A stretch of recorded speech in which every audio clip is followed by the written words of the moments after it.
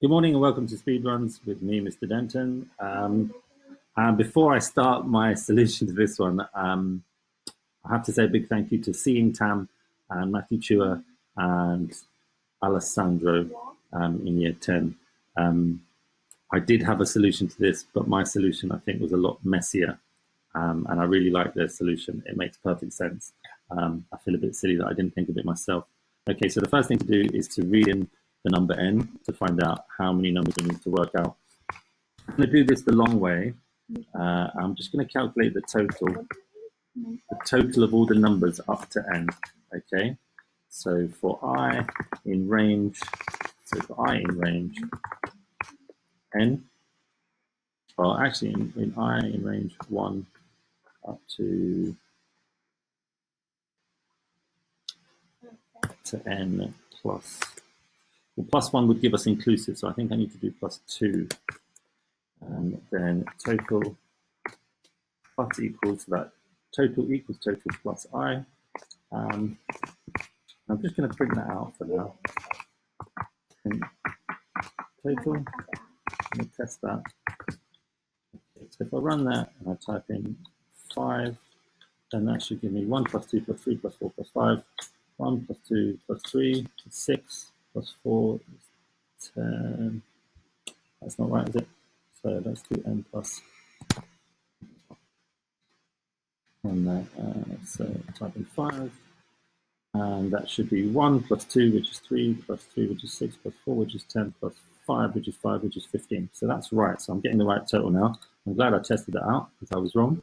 And then the next thing to do is to do for x in range n, so n minus 1, because we're going to be missing a card.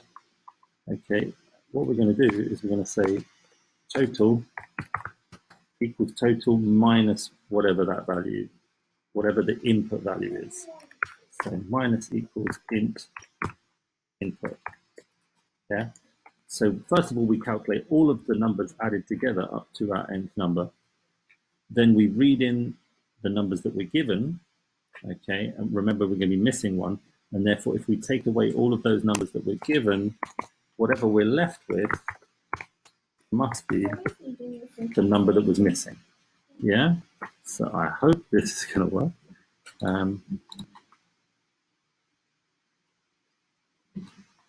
Wow, and it did. Okay, so that's a very, very nice way of working out the number that was missing from our total. So there's 3 stages. First, we read in the number n, which is how many numbers we need to calculate.